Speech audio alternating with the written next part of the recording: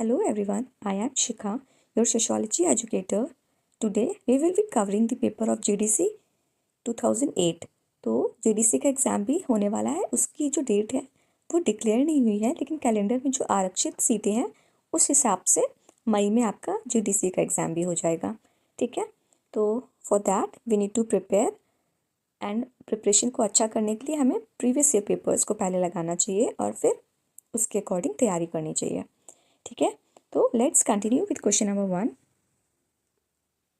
निम्नलिखित में से किसने जनजातीय आत्मसातकरण की प्रक्रिया की व्याख्या करने के लिए जनजाति जाति सात्यक मॉडल दिया? A M N. Srinivas, B Surajit Sinha, C S T. Dube, D D N. Majumdar. The correct answer is B Surajit Sinha. ठीक है, तो मानव शास्त्री सुरजीत सिन्हा ने जनजाति आत्मसातकरण की प्रक्रिया की व्याख्या करने के लिए जाति जाति सातक मॉडल दिया है। इसके अतिरिक्त उन्होंने भूमिज, हिंदू अंताक्रिया, जनजाति कृषक सत्ता, जनजाति और जातियों की सामाजिक गतिशीलता एवं आंदोलन, जनजाति एकजुटता संबंधी आंदोलन, मसीही आंदोलन जैसे अनेक विषयों पर कई लेख लिखे हैं। तो आपको याद करना है कि जाति जनजाति मॉडल की अगर कोई बात कर रहा है तो वो सुरजीत सिन्हा है, और साथ ही साथ देखिए इनके बहुत से लेखों में आंदोलन शब्द का प्रयोग हुआ है। तो कभी आपको इस तरह का सवाल मिले तो आप हर एक थिंकर के कीवर्ड को पकड़िए और उसको याद करने की कोशिश करिए, क्योंकि ऐसे याद करना थोड़ा सा मुश्किल होता है। तो आप सुरजीत सिन्हा को ऐसे याद रखेंगे कि हाँ, उनके जो लेखन है उसमें आंदोलन की बहुत बात हुई है, उनके लेखन में जनजाति जाति मॉडल इस तरह की बात हो रही है। तो हम ऐसे उनको कैटेगराइज करेंगे कि अच्छा, जनजाति की बात सुरजीत सिन्हा जी करते हैं, साथ ही साथ आंदोलन से रिलेटेड भी बात करते हैं। ठीक है, क्वेश्चन नंबर 2। फोकवेज पुस्तक किसने लिखी है? A Spencer, B Emile Durkheim, C Comte, D Sumner. The correct answer is D Sumner. तो समनर ने फोकवेज पुस्तक लिखी है। Question number 3। Protestant ethic and spirit of capitalism पुस्तक किसने लिखी है? A H Spencer, B T B. Bottomore, C Goode and Hatt, D Max Weber. The correct answer is D Max Weber. तो मैक्स वेबर की ये बहुत ही फेमस बुक है। The name is Protestant ethics and spirit of capitalism. ठीक है, तो ये मैक्स वेबर की बहुत ही फेमस बुक है। ठीक है, कम टू क्वेश्चन नंबर 4। किसने अनुसूचित जनजातियों को पिछड़े हिंदू शब्द से संबोधित किया? A B S. Guha, B G S. Ghurye, C Kaka Kalelkar, D B R. Ambedkar. The correct answer is B G S. Ghurye. तो जी.एस. घुरे ने अनुसूचित जनजातियों को पिछड़े हिंदू शब्द से संबोधित किया है। ठीक है, क्वेश्चन नंबर 5।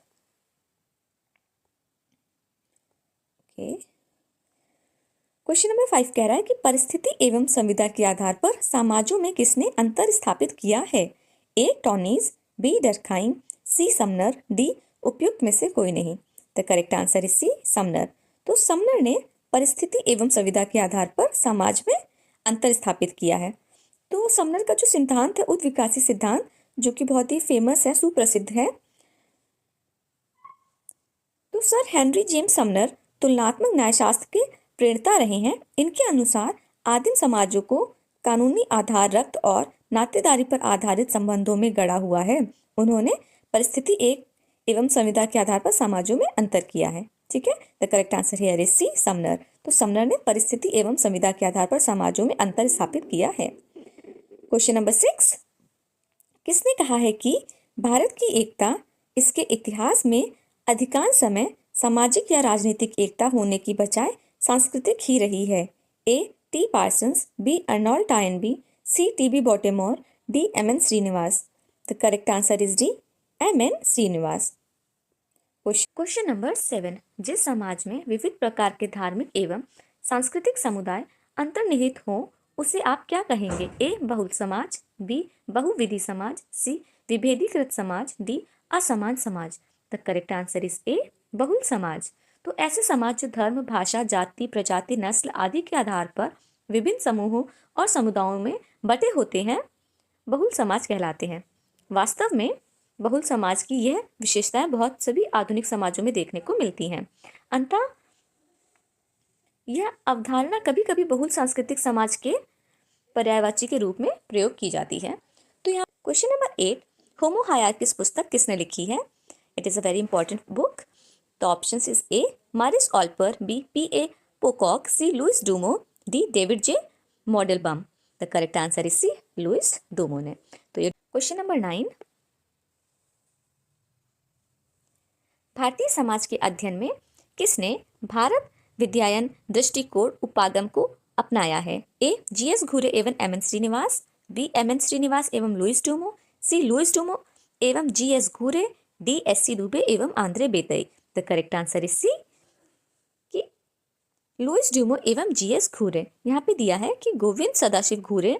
देखिए G.S. घुरे का पूरा नाम आपको पता होना चाहिए और यहाँ पे आपको नाम मिल रहा है, इनका पूरा नाम है गोविंद सदाशिव घुरे।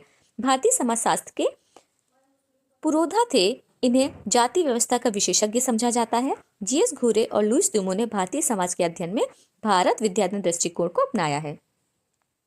क्वेश्चन नंबर 10, 6 प्रकार के सामान्यीकरण समाज विज्ञान में किसने प्रस्तुत किया? तो 6 प्रकार का सामान्यीकरण समाज को में किसने प्रस्तुत किया है? The correct answer is A M. Ginsburg. Question number 11, निम्नलिखित में से किस एक ने अर्थ प्राथमिक समूह को अवधारणा की रचना की है? तो निम्नलिखित में से किस एक ने अर्थ प्राथमिक समूह की अवधारणा की रचना की है? The correct answer is C.H. कूले। तो C.H. कूले ने प्राथमिक समूह संबंधी धारणा को विकसित करते समय पाया कि कुछ समूह ऐसे हैं जिसमें प्राथमिक समूह की सभी विशेषताएं नहीं पाई जाती, ना ही द्वितीय समूह की, जैसे स्काउट ग्रुप, क्लब, नगरीय पड़ोस, माध्यमिक विद्यालय, महाविद्यालय समिति आदि। ये समूह संरचना एवं संगठन की दृष्टि से प्राथमिक समूह के जैसा होता है, क्योंकि इसका विकास कुछ विशिष्ट हितों की पूर्ति के लिए जानबूझकर किया जाता है, इसीलिए यह द्वितीय समूह के ज्यादा ही निकट होती है। The correct answer is C.H. कूले। तो C.H. कूले ने अर्थ प्राथमिक समूह की अवधारणा की रचना की है। Okay, question number 12, Jaimin shaft व्यक्त करता है ए आधुनिक समाज, बी औद्योगिक समाज, सी उत्तर आधुनिक समाज, डी पूर्व औद्योगिक समाज। The correct answer is D पूर्व औद्योगिक समाज। तो जैमिन शैफ्ट व्यक्त करता है पूर्व औद्योगिक समाज। तो इसको आप पढ़िए कि इसकी अवधारणा 1887 में F. टॉनिज ने अपनी रचना जैमिन शैफ्ट एंड जेशल शैफ्ट में की। टॉनिज ने घनिष्ठता, सत्यायित तथा समाज में एक दूसरे की परिस्थिति को स्पष्ट बोध पर आधारित सामाजिक संबंधों के ताने बाने द्वारा बने समूह के लिए इस अवधारणा का प्रयोग किया। जैमिन शैफ्ट पूर्व औद्योगिक समाज को व्यक्त करता है। क्वेश्चन नंबर 13, किसने तर्क दिया है कि भारतीय समाज का अनुभाविक समाजशास्त्र संभव नहीं है? ए राधाकमल मुखर्जी, बी G.S. घुरे, सी D.P. Mukherjee, D A.K. Saran. The correct answer is D A.K. Saran.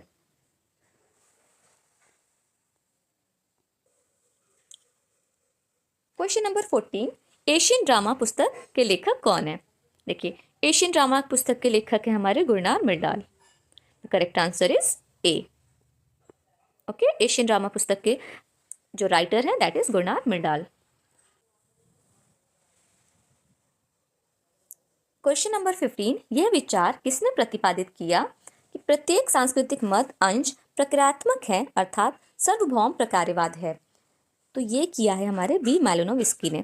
तो बी मैलोनोविस्की प्रतिपादित करते हैं कि प्रत्येक सांस्कृतिक मत प्रक्रियात्मक है। ठीक है, B Malinowski is the right answer. Question number 16, किसने सभ्यता की चुनौती एवं प्रत्युत्तर सिद्धांत का प्रतिपादन किया? ए अर्नोल्ड टायनबी। तो अर्नोल्ड टायनबी की सुप्रसिद्ध समाजशास्त्री थे। टायनबी ने अपनी पुस्तक अ स्टडी ऑफ हिस्ट्री में चुनौती तथा प्रत्युत्तर का सिद्धांत दिया है और उन्होंने बताया है कि प्रत्येक सभ्यता को प्रकृति एवं मानव द्वारा चुनौती दी जाती है। जो सभ्यता इसका प्रत्युत्तर निर्माण के रूप में देती है वही जीवित रहता है, शेष नष्ट हो जाती है। ठीक है, the correct answer is A Arnold Toynbee. और अर्नोल्ड टॉयनबी ने चुनौती एक प्रत्युत्तर का सिद्धांत अपनी पुस्तक आ स्टडी ऑफ हिस्ट्री में दिया था। तो ये भी आपको याद रखना है। Question number 17, M.N. श्रीनिवास द्वारा प्रतिपादित प्रभु जाति की अवधारणा को किसने समालोचनात्मक समीक्षा की है? A S.C. Dubey, B Yogendra Singh, C Andre Beteille, D Brajraj Chauhan. The correct answer is A S C. Dubey. तो एम.एन. श्रीनिवास द्वारा प्रतिपादित बहुप्रजातीय की अवधारणा को किसने समालोचनात्मक समीक्षा की है? तो एस.सी. दुबे ने की है। ठीक है। क्वेश्चन नंबर 18, लिंटन द्वारा पदत एवं अर्जित परिस्थिति में भेद उसकी किस पुस्तक में किया गया है? A. Homo hierarchicus, B. The tree of culture, C. The study of man, D. Man and society. The correct answer is C, the study of man. Question number 19, संस्कृति की लघुतम इकाई कही जाती है? ए. सांस्कृतिक गुण, बी. सांस्कृतिक परिमाण, सी. सांस्कृतिक विरासत, डी. सांस्कृतिक तत्व। The correct answer is D, सांस्कृतिक तत्व। सांस्कृतिक की लघुतम इकाई सांस्कृतिक तत्व को कही जाती है। क्वेश्चन नंबर 20, संस्कृतिकरण और संदर्भ समूह व्यवहार में अंतर किया जाता है? ए. संदर्भ समूह व्यवहार संस्कृतिकरण का ही एक भाग है, बी. संस्कृतिकरण विशिष्ट संस्कृति से संबंधित है तथा संदर्भ समूह व्यवहार व्यापक है, सी. संदर्भ समूह विशिष्ट संस्कृति से संबंधित है तथा संस्कृतिकरण व्यापक है, डी. उपरोक्त कोई नहीं। The correct answer here is B, कि संस्कृतिकरण विशिष्ट संस्कृति से संबंधित है तथा संदर्भ समूह व्यवहार व्यापक है। क्वेश्चन नंबर 21, संरचनात्मक दृष्टव्यता का सिद्धांत किसने दिया है? A. Merton, B. Parsons, C. Nadel, D. Sorokin. The correct answer is A. Merton. Question number 22,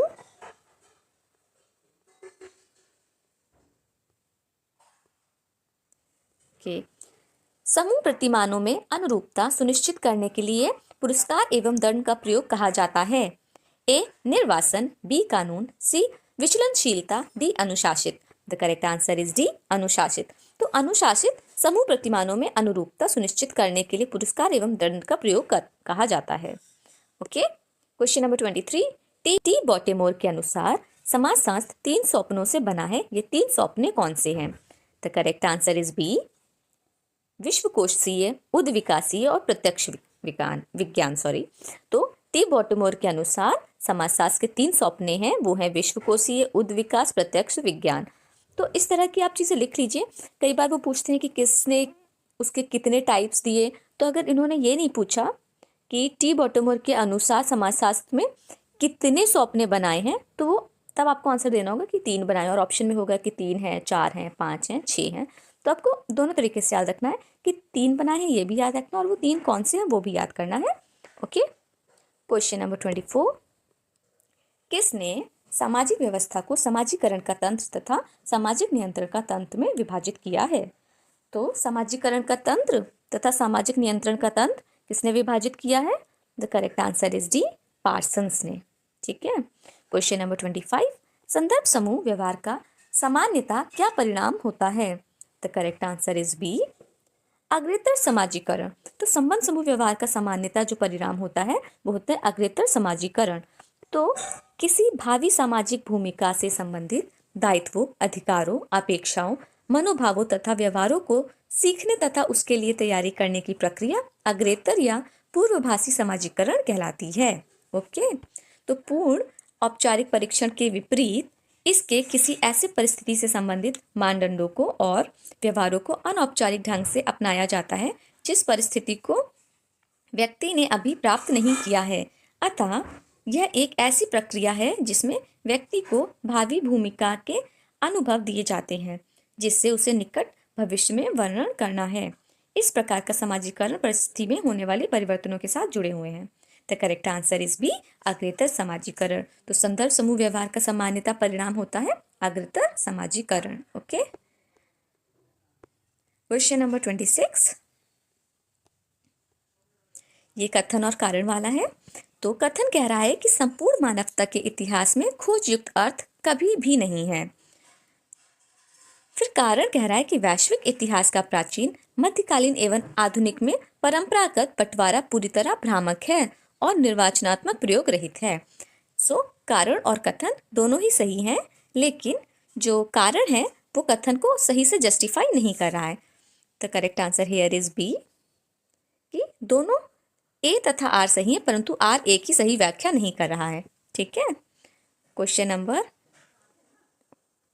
अच्छा इसका आंसर पढ़ते हैं हम लोग। कह रहा है कि वैश्विक इतिहास का प्राचीन, मध्यकालीन एवं आधुनिक में परंपरागत बंटवारा पूरी तरह भ्रामक है और निर्वचनात्मक प्रयोग रहित है, क्योंकि संपूर्ण मानवता के इतिहास में खोज निरंतर होता रहता है।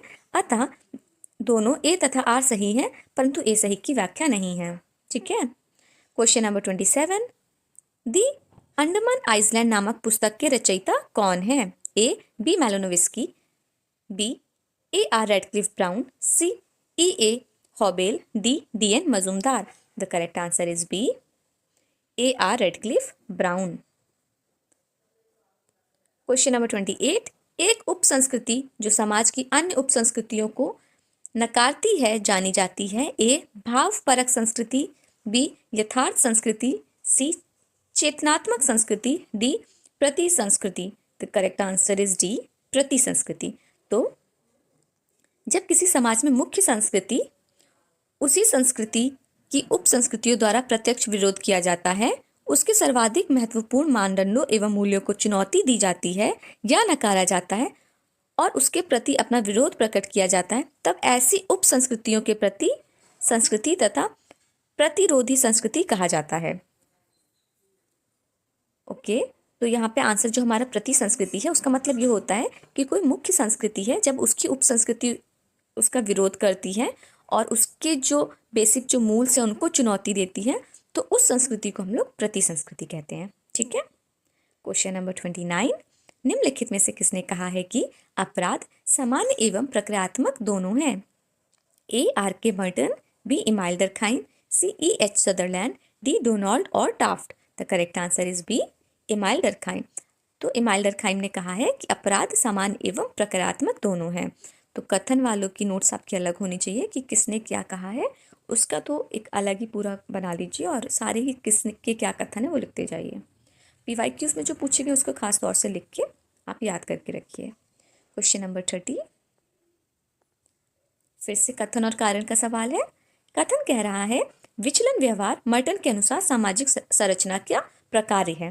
कारण कह रहा है कि सामाजिक विचलन के कारण कार्य संबंध में व्यक्तित्व या जैविक कारकों की अपेक्षा सामाजिक कारकों को अधिक उत्तरदायी ठहराया गया है।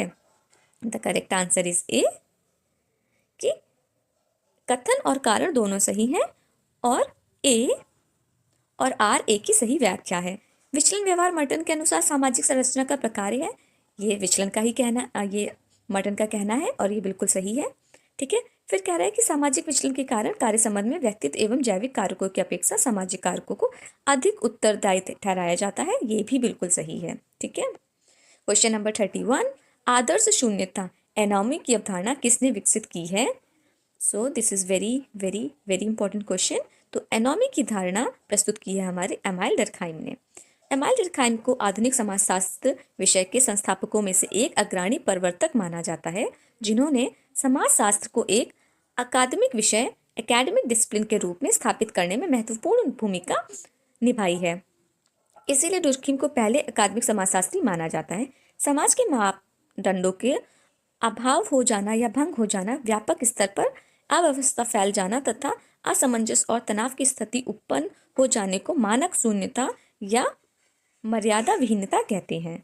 The correct answer is D Emile Durkheim. और आदर्श शून्यता एनोमी की अवधारणा किसने दी है? इमाइल डुर्कheim ने। ओके। क्वेश्चन नंबर 32, झूम खेती विशेषता है। तो ये आपको पता होगी कि झूम खेती विशेषता है सरल समाज की। तो जो झूम खेती एक आदिम प्रकार की कृषि है, जिसमें पहले वृक्षों तथा वनस्पतियों को काटकर उन्हें जला दिया जाता है और साफ की गई भूमि पर पुराने उपकरणों, लकड़ी के हलों जैसे जुताई करके बीज बो दिए जाते हैं। फसल पूर्णतः प्राकृतिक एवं निर्भर होती है। जब तक मिट्टी में उर्वरता विद्यमान रहती है, इस भूमि पर खेती की जाती है। यह एक स्थानांतरणशील कृषि है, जिसमें थोड़े थोड़े समय के अंतर पर खेत बदलते रहते हैं।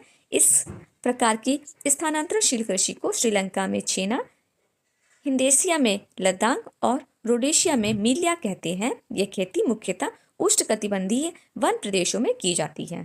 The correct answer here is B, सरल समाज की झूम खेती विशेषता है सरल समाज की। ठीक है। क्वेश्चन नंबर 33, स्वतः स्फूर्त की अवधारणा किसने दी है? A Max Weber, B Emile Durkheim, C Auguste Comte, D Vilfredo Pareto. The correct answer here is B, Emile Durkheim ने। तो इमाइल डर्कहाइम ने सामाजिक तथ्यों की विशेषता के लिए सुई जेनेरिसिस अर्थात स्वतः स्फूर्त शब्द का प्रयोग किया है। इसका अभिप्राय है कि सामाजिक तथ्य अपने नितांत स्वतंत्र स्वरूप में विद्यमान रहता है। यह सामाजिक तथ्य समाजशास्त्र के अध्ययन की विषय वस्तु है। क्वेश्चन नंबर 34, समाजशास्त्र में मध्यवर्ती सिद्धांत का विचार निम्नलिखित में से किसने प्रतिपादित किया है? ए. डब्ल्यू हिल थे, B. L T Hobhouse, C. R K Merton, D. O Cohan friend. The correct answer is D, R K Merton. तो समाजशास्त्र में मध्यवर्ती सिद्धांत का विचार आर के मर्टन ने प्रतिपादित किया है। क्वेश्चन नंबर 35, शिक्षक, पिता, भाई इत्यादि प्रतिनिधित्व करते हैं। ए. परिस्थिति प्रतीक का, बी. कौशल द्वारा प्राप्त परिस्थिति का, सी. परिस्थिति समूह का, डी. पद्धत परिस्थिति का। The correct answer is C, परिस्थिति समूह का। ठीक है, तो मर्टन के अनुसार एक अकेले व्यक्ति द्वारा धारण की गई विभिन्न तथा विशिष्ट परिस्थितियों को संकुल को परिस्थिति पुंज कहते हैं, परिस्थिति पुंज कहते हैं। देखिए, कह रहा है कि मर्टन के अनुसार एक अकेले व्यक्ति द्वारा धारण की गई विभिन्न तथा विशिष्ट परिस्थितियों के संकुल को परिस्थिति पुंज कहते हैं। इस प्रकार शिक्षक, पिता, भाई इत्यादि परिस्थिति समूह के प्रतिनिधित्व करते हैं। The correct answer here is C. तो ये परिस्थिति समूह का प्रतिनिधित्व कैसे करते हैं? क्योंकि जो एक व्यक्ति है वही शिक्षक है, वही किसी का पिता है, किसी का भाई है इत्यादि है। तो एक अकेले व्यक्ति द्वारा जब कई सारे विभिन्न विशिष्ट परिस्थितियों की संकुल होता है तो उसको परिस्थिति पुंज कहते हैं। ठीक है, इस प्रकार इन्हें हम लोग भाई, पिता और शिक्षक को हम लोग परिस्थिति समूह का प्रतिनिधित्व कहते हैं। The correct answer is see here. Okay, so that's all for the day. We have completed 35 questions today, and the rest of the question we will be covering in our part 2. Keep reading, keep writing, and do practice more and more. Thank you so much for watching.